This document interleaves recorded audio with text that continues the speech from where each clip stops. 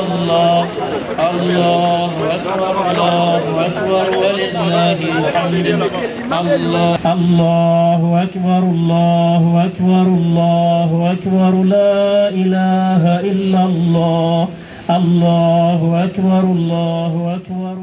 Ce vendredi 6 juin 2025 est le jour de la Aïd al-Kébir ou Adha au Maghreb, signifiant littéralement la grande fête ou encore la fête du sacrifice. C'est la manifestation la plus importante de l'islam.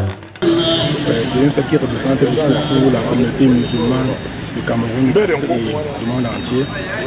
Si nous sommes ici aujourd'hui, c'est pour célébrer ce qu'Allah nous a donné, la fête de Tabaski, que nous allons appeler la fête du mouton.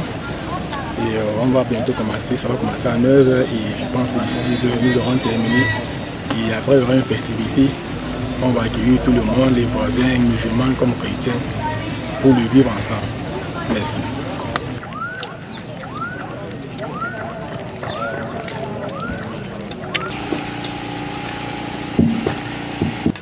Au Cameroun de manière générale, et particulièrement dans la ville de Douala, ici à l'esplanade de la gare ferroviaire du quartier Bessengue, cette fête est connue sous le nom de fête du mouton. Allah est grand. Allahu Akbar, Allah est le plus grand. Allahu Akbar, la louange appartient à Allah. Allahu Akbar, Allah est grand. Chers frères en Allah, notre sujet du jour concerne l'immolation ou le sacrifice que nous sommes en train de vouloir exécuter à ce moment. Ô croyants, craignez Allah comme il mérite d'être craint et veillez à ne pas mourir qu'en pleine soumission en Allah. Ô hommes, craignez votre Seigneur qui vous a créé d'un seul être et qui, ayant tiré de celui-ci son épouse et fut naître de ce couple, tant d'êtres humains, hommes comme femmes. Craignez Allah au nom duquel vous vous demandez mutuellement l'assistance et respectez les liens du sang. En vérité, Allah vous observe en permanence. Ils sont nombreux à avoir fait le déplacement des quatre coins de la cité capitale économique pour assister à cette grande séance de prière. Merci. Le message que nous avons donné, c'est le premier message qui concerne la religion, c'est de ne pas faire l'exhibition avec le sacrifice. Lorsqu'on veut sacrifier, on n'a pas besoin de filmer ou se filmer avec la bête pour envoyer dans les réseaux sociaux, car cet acte appartient exclusivement au plus haut. Donc on n'a pas besoin de montrer aux gens comment on a payé le montant de 200, 300 000. Non, l'islam n'aime pas l'ostentation. Deuxième message qui concerne le pays, nous avons recommandé à tous les musulmans et sympathisants de cultiver la paix où ils se trouvent, de cultiver également l'intégration nationale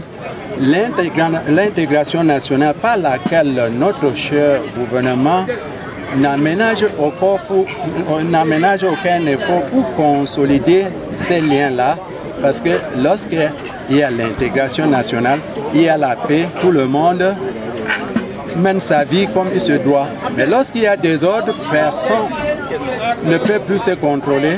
Voilà pourquoi nous avons aussi recommandé que nous sommes à l'approche de l'échéance capitale, que tous les musulmans acceptent la décision d'Allah. Si Allah décide que c'est Y qui sera, on remercie Dieu parce que c'est Dieu qui donne le pouvoir, ce n'est pas l'être humain qui donne. Bien sûr que nous allons choisir nos dirigeants aux urnes, mais Allah choisit avant. Nous attirons l'attention de toute la population d'être vigilants avec l'échéance électorale qui arrive, avec la paix que nous sortons de cette fête de Eid al-Adha. Nous prions que la bénédiction de cette fête puisse permettre à ce que toutes ces élections passent dans les bonnes conditions et que la paix règne pendant, après et avant ces élections. Alors ici, nous pouvons parler un peu de la genèse de cette fête de Eid al-Adha, qui est le fait que le prophète Ibrahim alayhi salam a voulu immoler son fils, a sollicité immoler son fils unique au profit, au bénéfice, pour glorifier Allah Azza wa Jalla. Mais le moment de passer à son acte, l'ange Gabriel est venu avec un bélier, lui demander de laisser son fils et d'égorger plutôt ce bélier. Raison pour laquelle cette fête est une grande fête pour le musulman, le musulman qui est adulte et a les moyens est obligé de faire l'immolation de cette fête. Il est de coutume de tuer un mouton lorsqu'on en a les moyens et de le partager avec les voisins, la famille et les personnes démunies. Un message fort, source d'intégrité et de cohésion sociale, de partage, de communion entre les musulmans du Cameroun et les autres communautés. Ce jour est férié au Cameroun et surtout une occasion de communion et partage entre les Camerounais et toutes les religions. Barka da Sallah à tous les musulmans du monde.